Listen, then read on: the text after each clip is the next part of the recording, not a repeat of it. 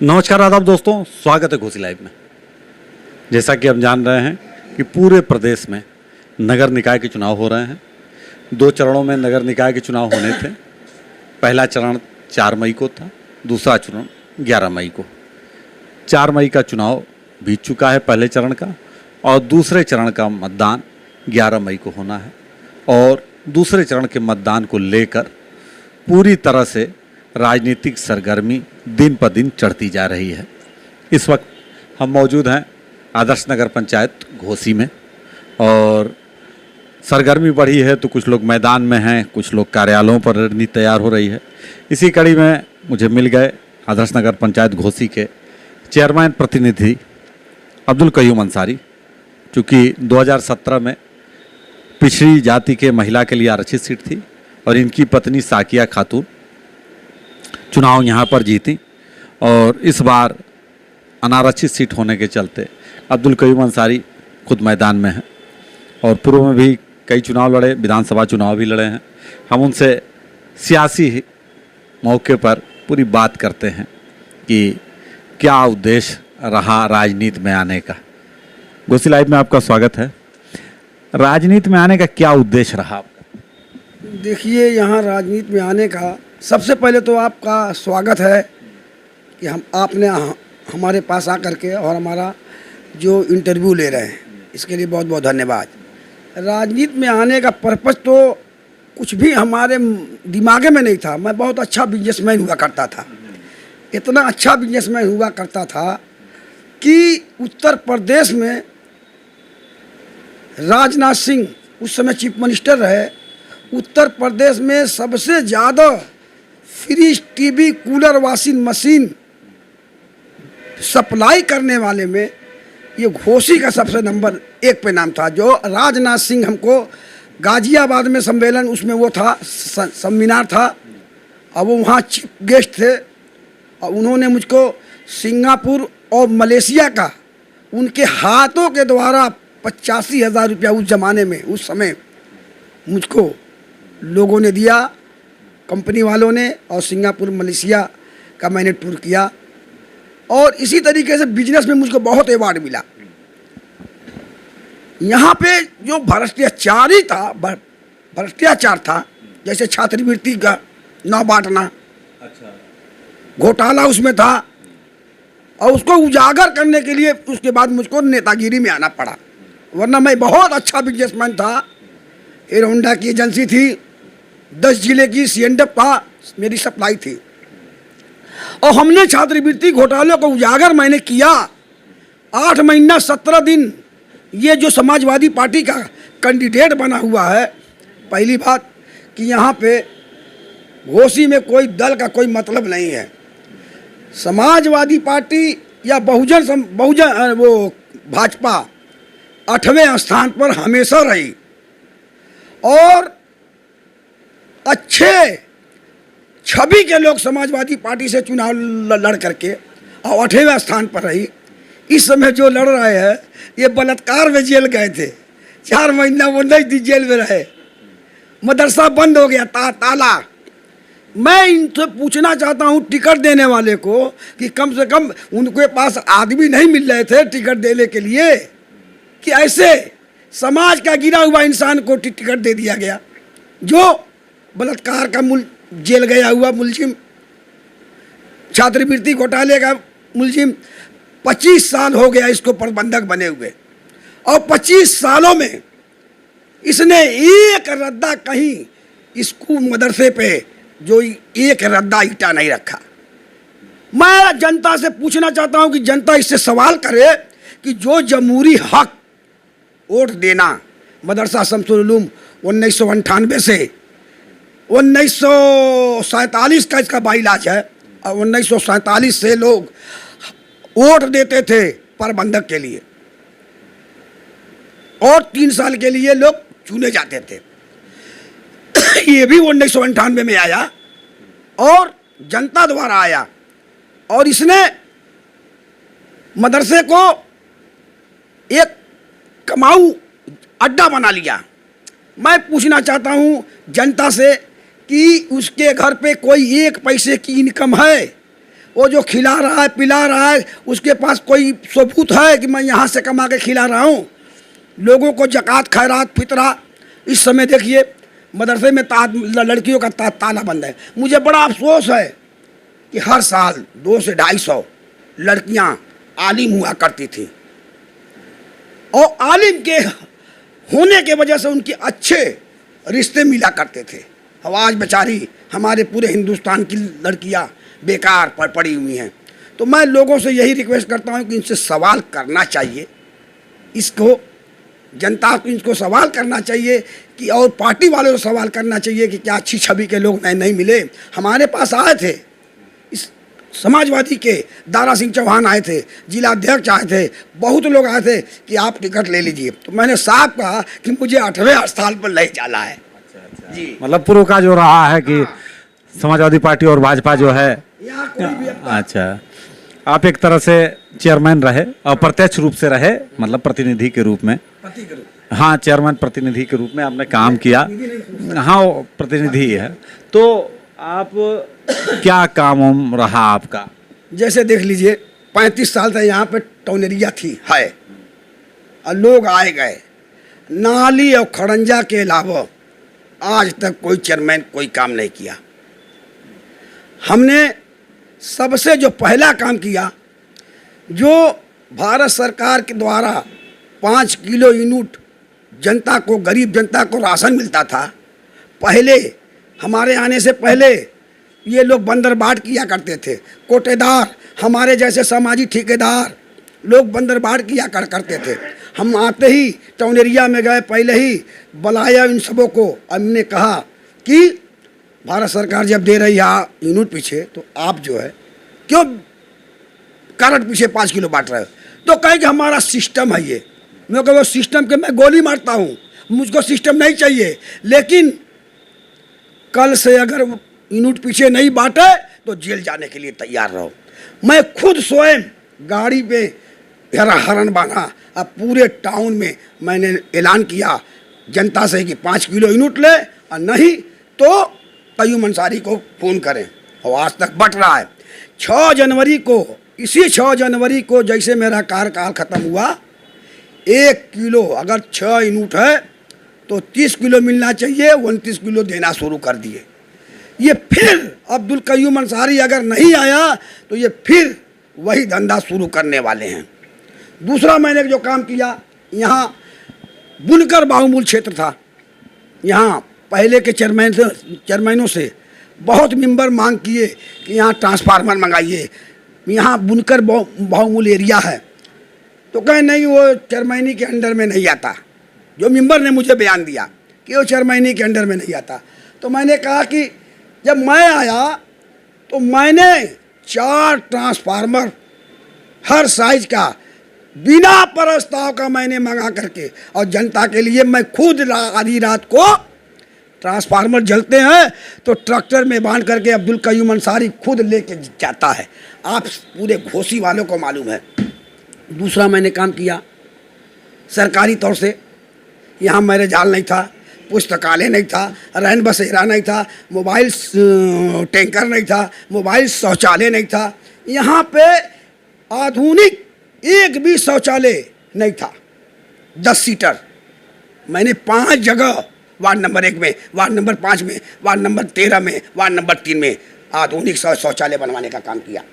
दूसरा मैंने काम किया, हमारी बहन बेटी 4 बजे भोर में उठती थी, वो हारन उठाती थी, घूर पर ले आके फेंकती थी। उसके लिए मैंने व्यवस्था किया।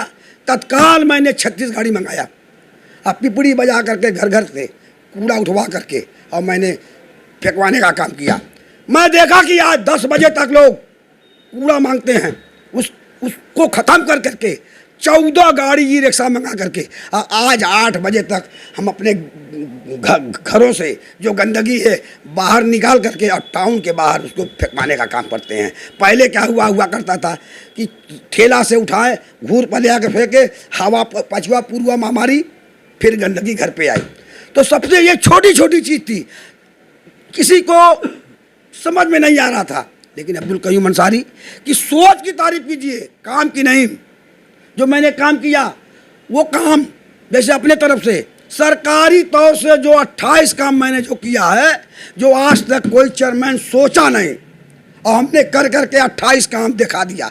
रहा सवाल नाली खड़ंजा का, तो और लोगों के मुकाबले में मैंने दूना काम किया। वो भी कोरोना कार्यकाल था, 2.5 साल मौका मिला। अगर 5 साल मौका मिला होता मुझको और लोगों के तरीके से, तो मैं घोसी में गोरखपुर गोलघर बनाने का मैं सपना रखता हूँ। आने वाले दिनों में मुझको लोग चौकीदार फिर बनाएंगे। गरीब आदमी मुझसे बहुत खुश है।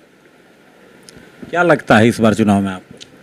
इस समय चुनाव में जो भूमाफिया थे, जो 22 लोगों को उखाड़ के फेंक दिया, भूमाफियाओं को, वहाँ कहीं टंकी लगवा दिए, बोरिंग करवा करके गांव का गांव पाइप लाइन सप्लाई दे दिए। जैसे कादीपुर में, करीमुद्दीनपुर वार्ड नंबर 7 में, वार्ड नंबर 8 में पाइप लाइन बिछवा दिए। जैसे वहाँ बोरिंग पाइप लाइन बिछवा दिए वार्ड नंबर 5 में। कहने का मतलब ये है कि आज तक किसी ने सोचा नहीं पानी के बारे में। जब मैं राज्य मंत्री दर्जा प्राप्त था, उस समय माननीय आदम खां से मैंने 1,61,00,000 रुपया लिया था। और इसी घोसी में मधुबन रोड पे चमरई में सारी मशीनरी मैंने गिरवाया था बोरिंग के लिए। लेकिन कुछ विरोध हो जाने की वजह से उसको मैं ले गया वार्ड नंबर 3 में। आज उसी का पानी करीमुद्दीनपुर बड़ा गांव के लोग पी रहे हैं। हमने अपने तरफ से पानी निःशुल्क 12 गाड़ी रख करके घर घर पहुंचाने का काम आज भी कर रहे हैं पिछले 5 सालों से। हम खुद, कोई हिंदू भाई मरता है तो दोहरी घाट मैं स्वयं खुद लेके जाता हूँ, पूरा घोसी जानता है। अगर 2 एम्बुलेंस है, कोई बीमार पड़ता है तो दिन में ड्राइवर, और रात में अगर किसी का फ़ोन आ जाता है तो मैं स्वयं कुछ खुद लेके जाता हूँ। इसलिए कि ड्राइवर को बुलाएंगे तो आधा घंटा लग जाएगा और मैं आधा घंटा में मऊ पहुँचा दूँगा। रात में जब फ़ोन करने का मतलब होता है इमरजेंसी, हमारी बहन बेटियों को पेट में दर्द हो रहा है, पैदाइश होने वाली है, उस बहन से पूछिए, उस बेटी से पूछिए कि वो दर्द क्या होती है। वो दर्द मैं महसूस करता हूँ। मैंने एम्बुलेंस चला रहे थे पहले, चुनाव से पहले, तो डॉक्टर के पास मैं जाऊँ तो डॉक्टर यही कहे खौला के पानी पियो या फिल्टर पानी पियो। उसके लिए हमने टाउन एरिया में प्रस्ताव जब बोर्ड की मीटिंग में रखा तो लोग कहें यहाँ क्या पानी की ज़रूरत है। हालांकि हमारे घोसी का पानी, पूरे टाउन का इतना जल जमाव है कि मशीन का पानी पीने लायक नहीं है। उसके लिए हमने 1 मंडा ज़मीन बेच करके, जब बोर्ड के लोग तैयार नहीं हुए तो मैं पकड़ी मोड़ वाली ज़मीन 1 मंडा बेच करके मैंने 12 गाड़ी, 3 DCM डब्बा और बड़ी प्लांट कानपुर से ले आकर के और लगाया और लगवा करके 3 रुपया घर, यानी मजदूरी पर मैंने निःशुल्क पानी बंटवाने का काम किया। इसी तरीके से गरीब, देखिए मैं गरीब आदमी हूँ, गरीबों की दर्द मैं समझता हूँ, अमीर क्या समझेंगे। मैंने पिछले 4 सालों से, गरीब लड़की की शादी है, हर गरीब चाहता है कि मैं अपने बारातियों की स्वागत कर सकूं, लेकिन उनके पास व्यवस्था नहीं है। मैंने पिछले 4-4.5 सालों से एक दिन में 5 शादी पड़ जाती है तो मैं 5 शादी लोगों को एडजस्ट कर देता हूँ 1 तारीख में। किस तरह? निःशुल्क, बिना पैसे का, पूरा चम्मच से लेके टेंट तक। अच्छा, टेंट हाउस पूरा कंप्लीट है। अब तक 1650 घर के लोगों ने इस्तेमाल किया है। आप जोड़ सकते हैं, वो दुआ नहीं देंगे, पानी पी रहे हैं दुआ नहीं देंगे। कोई हमारी भाई चला गया सऊदी, उनकी माँ का इंतकाल हो गया, वो आ रहा है, 3 दिन में आएगा। लाश को, उस बॉडी को बर्फ से लोग पहले सिस्टम में लाते थे, लेकिन उसके लिए मैं नागपुर महाराष्ट्र से 2 डेथ फ्रीजर मंगा करके, और पूरे कई जिलों में वो हमारा डेथ फ्रीजर जा रहा है। पूरे उत्तर प्रदेश में कहीं नहीं है। वो मैं जब ले आया तो मऊ वाला जो चेयरमैन है वो मुझसे पूछा कैसे आया, तो मैंने बताया, तो मैं अपने तरफ से मंगा करके उनको मैंने दिया, पैसे पर दिया। तो सोच की मेरी तारीफ कीजिए आप लोग। कोई मैयत हो गई, कई अंसारी तुरंत ट्रैक्टर पर, टेम्पू पर कुर्सी लादा, उनके दरवाजे पर पहुँचा दिया, खोरी में लगा दिया। कई अंसारी जनरेटर 3 जनरेटर रखा हुआ है, जलसा है, मिलाद है, यज्ञ है, प्रोग्राम है, लोग फ्री निःशुल्क मैं देने का काम करता हूँ। सबसे बड़ा अभी 2.5 साल पहले मैं मदरसा शमसुल उलूम के बगल में एक अपना निजी मैरिज हॉल ज़मीन भाड़े पर लेकर के 2 मंजिला मैंने बनवाया और उसका भाड़े पर 22 साल के एग्रीमेंट में मैंने लिया है। 1 रुपया मैं लेता हूँ सिर्फ, और सुविधा जो देता हूँ वो पूरा देता हूँ। खाली आप घर वालों को राशन, बावर्ची और गैस सिलेंडर ले आना है, बाकी ये सारा सिस्टम अब्दुल कयूम अंसारी देता है। वो 1 लाख की सुविधा देता है। तो मैं एहसान नहीं कर रहा हूँ, एहसान उन लोगों का है जो मुझको बनाया और ये सोच के बनाया कि ये पागल है, ये पागलपन जनता के लिए करता रहेगा। जैसे कल्पनाथ राय को लोग याद करते हैं आज भी, वो पागल था। तो पागल 2 ही थे, कल्पनाथ राय मर गए। आज लोगों को एहसास है कि कल्पनाथ राय रहते तो ये होता, कल्पनाथ राय रहते तो ये होता। उसी तरीके से जब कयूम अंसारी नहीं रहेगा तब लोगों को एहसास होगा कि कयूम अंसारी अगर रहता तो ये करता, वो करता। तो ऐसे जनताओं को मैं ये कहना चाहता हूँ कि एक अपने चौकीदार को इतना वोट से जिता दीजिए कि आने वाले दिनों में कोई हिम्मत ना कर सके चेयरमैनी का चुनाव लड़ने के लिए। दूसरी सबसे बड़ी बात यह है कि मैं भी विधानसभा का चुनाव लड़ा। यहाँ अब्बास अंसारी थे, 6000 से बेचारे हारे हुए थे। मेरे अंदर क्या क्वालिटी थी कि बहन मायावती ने बुला के मुझे टिकट दिया। जानते हैं क्यों? जो चुनाव हम जीते हैं उस जिस दिन वोट पोल हो रहा था, सुबह 6-7 बजे नहा धो के मैं निकल रहा था घर से, कादीपुरा दलित बस्ती से फ़ोन आया कि कयूम भाई हार्ट अटैक का मामला है, तत्काल एम्बुलेंस चाहिए। मैं अपने चुनाव की परवाह नहीं किया और मैं एम्बुलेंस उठाया, सीधे कादीपुरा पहुंचा, लोगों को लादा। वो कह गए रे भाई चेयरमैन साहब आप लेके जाएंगे। मैं कहा यार चुनाव तो आएगा 5 साल बाद, मैं फिर लड़ लूँगा और जीत हार लूँगा, लेकिन ये आदमी मर जाएगा तो वापस नहीं आएगा। और मैं अपना वोट ले गया मऊ से चला गया बनारस। मैं अपना वोट नहीं दे पाया, जनता ने मुझे 6000 वोट दे करके 2850 वोट से जिताया। उसी तरीके से विधानसभा में सुधाकर सिंह लड़े, कयूम अंसारी लड़ा। सुधाकर सिंह मात्र 1800 वोट पाए, जमानत उनकी नहीं बची टाउन में। अब कयूम अंसारी 12300 वोट पा करके टाउन में। और आज वही रिजल्ट आने वाला है, किसी की जमानत नहीं बचने वाली है। हमारे मुकाबले में अगर कोई है तो भाजपा है, लेकिन ज़मीन आसमान का अंतर रहेगा। वो ज़्यादा से ज़्यादा, बहुत ज़्यादा पाएंगे तो 3500 से 4000 वोट पाएंगे। बाकी लोग तो कह रहे हैं कि सपा और भाजपा की लड़ाई है यहाँ। देखिए ये दलाल लोग लग गए हैं। मेरी मकबूलियत देख करके, मेरा काम देख करके जनता सब कुछ जानती है, छूट गए हैं। और दल वाले जो निर्दल वाले हैं, जो निर्दल वाले और लोग हैं, उन लोगों को बड़ी परेशानी है। देखिए आप लोग जनता समझदार है, आप भी पत्रकार हैं। इरशाद सेठ, पहले इरशाद सेठ मरहूम करीमुद्दीनपुर में सबसे मजबूत रहा करते थे। अब वो 3700 वोट निर्दल लड़के पाए थे, और जब पार्टी से लड़े तो बेचारे 8वें स्थान पे आ गए और अच्छे छवि के आदमी थे। लेकिन यहाँ पार्टी का बताया ना, यहाँ कोई मतलब नहीं है। तो कहने का मतलब ये है कि आज इरशाद सेठ जिंदा रहे तभी ऐलान कर दिए थे कि कयूम मैं अब चुनाव नहीं लड़ूंगा, तुम्हारे साथ रहूँगा। और इनके भाई जितने हैं, रिश्तेदार जितने हैं, वो सब टाउन में ही, जैसे उनके भाई ये हैं। और भाई लोग गए फील्ड में, मैं तो आराम से अपना बैठा हूँ, जहाँ मीटिंग होती है भाषण भूषण दे देता हूँ। असली काम वही लोग करते हैं। तो हमारा ये लोग कम से कम ये जो दोनों वोट एक ही था, इरशाद सेठ का और मेरा, और भ्रष्टाचारी का वोट एक अलग था। तो हम लोग आपस में बटियाते थे। इंशाल्लाह यहाँ 7500 वोट पोल होते हैं ना करीमुद्दीनपुर में, यहाँ 7000 करीमुद्दीनपुर की जनता देने जा रही है। जैसे विधानसभा में 95% दी थी और छौनी पर लोग 99% दिए थे, छौनी मदापुर वाले, कादीपुर वाले, कस्बे वाले। उसी तरीके से इंशाल्लाह फिर मिलने जा रहा है। जैसे बड़ा चेयरमैन रहे, लड़े थे, हाँ इस समय नहीं लड़ रहे हैं, वो भी 2000 के लगभग पाए थे।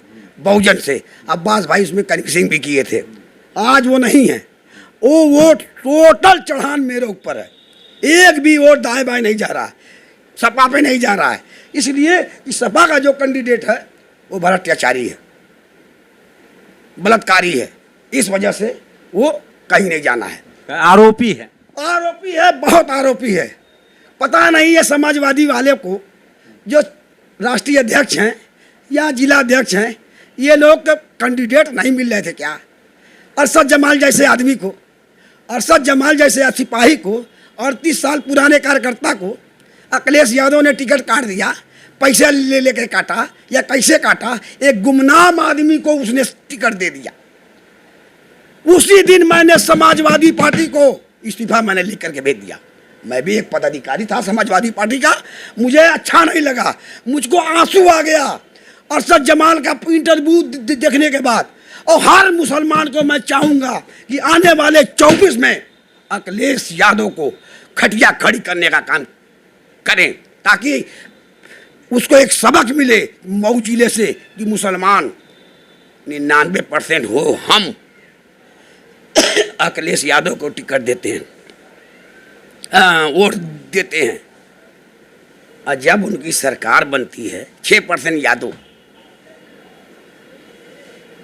3% बढ़ जाते हैं। और ये लोग सरकार बनती है तो चटपटा या चाय पत्ती के तरीके से हम लोगों को बाहर निकाल दिया जाता है। तो मजबूरी नहीं है। अब अखिलेश यादव से मैं डायरेक्ट मिला हूँ, कई एक बार मिला हूँ। मैं भी एक प्रशासक रहा, उस समय कन्नौज से वो MP रहे, साथ में हम लोग रहते थे, राजेंद्र मिश्रा, हम, अखिलेश यादव। तो अखिलेश यादव मुलायम सिंह में जमीन आसमान का अंतर है। जो उनकी मानसिकता थी, इनकी मानसिकता नहीं है। यहाँ डमी कैंडिडेट इसलिए दिया गया है मऊ के अंदर कि बीजेपी को जिताने के लिए। आप लोग पत्रकार हैं, आप लोग को भी अंदाजा लगता होगा। तो खैर ये तो आने वाले 24 की बात है, उस समय देखा जाएगा। दर्द था इसलिए मैंने बयान कर दिया। तो है मुसलमानों, समाजवादी पार्टी के जितने वोटर हैं हमारे मऊ जिले में, अरशद जमाल का बदला आप लोग ले लीजिए। और समाजवादी का जो भी कैंडिडेट है उसकी जमानत जब्त करने का आप लोग काम करें। आप इरशाद सेठ जी के भाई हैं? जी, जो मरहूम हो चुके, पूर्व में समाजवादी पार्टी के उम्मीदवार रहे। जी, जी, जी। क्या लगता है आपको, जो चेयरमैन साहब अभी बात कह रहे हैं, उनकी बातों में कुछ दम है? बिल्कुल हकीकत कहे हैं। हमारे बड़े भाई इरशाद अहमद मरहूम अपने जिंदे में कयूम भाई को बुला करके कह दिए थे, इनको काम देख करके, कि चेयरमैन अब हम चुनाव नहीं लड़ेंगे, आपके साथ रहेंगे। उन्हीं को बातों को मद्देनज़र रखते हुए हम तमाम भाई, पूरे ख़ानदान के लोग इनके साथ तन मन धन हर तरीके से लगे हैं। वो बिजनेसमैन थे, साड़ी का कारोबार कर रहे थे। तमाम लोग मऊ छोड़ करके आज घोसी के अंदर गली गली कूचे कूचे जाके लोगों को जोड़ने का काम कर रहे हैं। लड़ाई किससे मान रहे हैं कयूम साहब? देखिए, लड़ाई तो किसी से नहीं है, लेकिन ये है कि वो बीजेपी सेकंड पे रहेगी, बीजेपी सेकंड पे रहेगी। हाँ, बीजेपी रहेगी। और बाकी सब भाई देखिए, 5 साल में वो लोग भी काम किए हैं, हम भी 2.5 साल काम किए हैं, 2.5 साल कोरोना रहा। और जनता देखती है। मैं तो जनता से यही कहा कि अगर बदलाव हो तो मेरी मदद करिए। तो जनता कहते नहीं, बदलाव तो है, आज तक कोई चल रहा है। मैं वही कहना चाहता हूँ आपके टीवी, आपके चैनल के माध्यम से, कि एक काम कोई चेयरमैन बता दे कि मैंने ये काम किया है, तो खुदा की कसम मैं उनके मंच पे खड़ा हो जाऊंगा, जो मैंने काम किया है। नाली और खड़ंजा, कोई भी गधा भी आएगा तो वो काम करेगा। असली काम वही बोला जाता है कि जो हमारी बहन बेटी भोर में उठ के वो कचड़ा घूर पर ले जाके फेंकती थी, ये काम होता है। बीमारी जो पानी की वजह से सैकड़ों किस्म की बीमारी फैलती थी, आज वो बीमारी 50% कम हुई सिर्फ आरो पानी के वजह से। तो एक भी ये लोग काम किए नहीं। या दुल्हन के तरीके से मैंने सजाया है और जनता जानती है। हाँ, ये है कि मुझे 2 काम का अफसोस है। जैसे मैंने 22 जगह मैंने वो माफियाओं से ज़मीन कब्जा किया, तो 12 जगह तो मैंने जनता के यूज में कुछ न कुछ बनवा दिया, उससे जनता लाभ उठा रही है। 10 जगह जो ज़मीन मैंने कब्जा किया है वहाँ टाउनरिया का बोर्ड भी लगवा दिया है। जैसे पश्चिम में, पूरब में बड़ा प्लाट है, वहाँ इंग्लिश मीडियम स्कूल का मेरा सपना था, क्योंकि मैं गरीब हूँ और कम पढ़ा लिखा आदमी हूँ। तो दर्द जो अंधा होता है उसको उजाले का बड़ा तमन्ना होती है कि मेरी भी खास आँख होती तो मैं भी उजाला देख सकता। तो मैं पीड़ित हूँ, इसलिए मैं इंग्लिश मीडियम स्कूल आने वाले दिनों में जो ज़मीन एक्वायर कर लिया है भूमाफियाओं से, वहाँ निःशुल्क 1 से 12 तक मैं स्कूल बनाने का काम करूँगा और बच्चों को घर से उठाऊँगा और उनको उठा करके स्कूल पहुँचाऊँगा और स्कूल से फिर घर पहुँचाने का काम करूँगा। और दूसरा इसका बड़ा मलाल है कि घोसी में हर साल आप भी जानते हैं कि 10 से 12 एक्सीडेंट में लोग मारे जाते हैं, ये जाम के वजह से। तो इसके लिए डिवाइडर का सपना था, लेकिन कोरोना के वजह से बजट कम था। 7 करोड़ का एस्टिमेट था नगर पंचायत सीमा से नगर पंचायत सीमा तक, मधुबन रोड से और नगर पंचायत सीमा तक 7 करोड़ रुपए का एस्टिमेट था। और हमने 3 करोड़ रुपया आज भी मेरे खाते में, तो चेयरमैन के खाते में, आज सरकारी खाते में आज भी ऑलरेडी पड़ा हुआ है। और आने वाले दिनों में हमारा सपना है कि घोसी को गोल घर जैसा बनाना, जैसे मुख्यमंत्री जी ने बनाया है गोरखपुर शहर को, इंशाअल्लाह वो इसी तरीके से बनाएंगे। और सबसे बड़ी खुशी की बात है कि यहाँ पानी का जल जमाव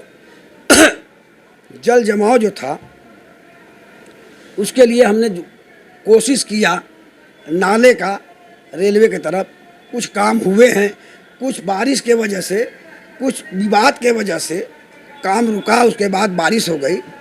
लेकिन सबसे बड़ी खुशी की बात है कि माननीय मंत्री जी से मिलने के बाद समस्या मैंने अवगत कराया तो उन्होंने कहा कि ऐसा कि छोड़ो तुम सीवर का एस्टीमेट बनवाओ, मैं आदमी लखनऊ से भेज दूँगा घूम के जहाँ ज़रूरत है।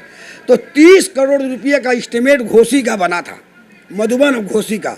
मधुबन का तो आ गया 22 करोड़ रुपया सीवर के लिए, यहाँ का प्रक्रिया में है, बहुत जल्दी आ जाएगा। और सीवर जैसे बड़े बड़े शहरों में तो व्यवस्था होगी। और अमजदी रोड है या वो रोड है, ये टंकी वाला रोड है, इसके लिए हमने 8 महीना पहले प्रपोजल दिया था माननीय मंत्री जी को 2 करोड़ कुछ रुपए का, उसका भी बजट आ गया है 37 लाख रुपया। अब बोर्ड चेयरमैन बनने के बाद बोर्ड प्रस्ताव होगा और जैसे टेंडर होगा, काम शुरू होगा, पूरा पैसा आ जाएगा। तो जो भी समस्या है, जैसे कल्पनाथ राय अपना नाम करके गुजर गए, उसी तरीके से माननीय मंत्री जी भी इस मऊ जिले को कुछ करना चाहते हैं, कुछ देना चाहते हैं, लेकिन लाने वाला चाहिए। आधा गधा को चेयरमैन बना देंगे, वो पैसा नहीं ला पाएगा। कई मंसारी को बुलाएंगे तो दिल्ली से ला सकता है, तो हमारे मंत्री जी घर के हैं, उनसे लेने में क्या परेशानी है। ये थे कयूम अंसारी जी और चेयरमैन पति थे और इस बार स्वयं निर्दल उम्मीदवार हैं। बड़ा इनके बात रखने का एक बड़ा बेबाक अंदाज रहता है और देखा कि उन्होंने अपने विकास कार्यों के साथ साथ आगामी योजनाओं की थीम भी बता दी। अब जनता इनके थीम पर कितना विश्वास करती है ये तो आने वाला समय बताएगा, लेकिन इसी तरह की चुनावी अपडेट के लिए घोसी लाइव से जुड़े रहें।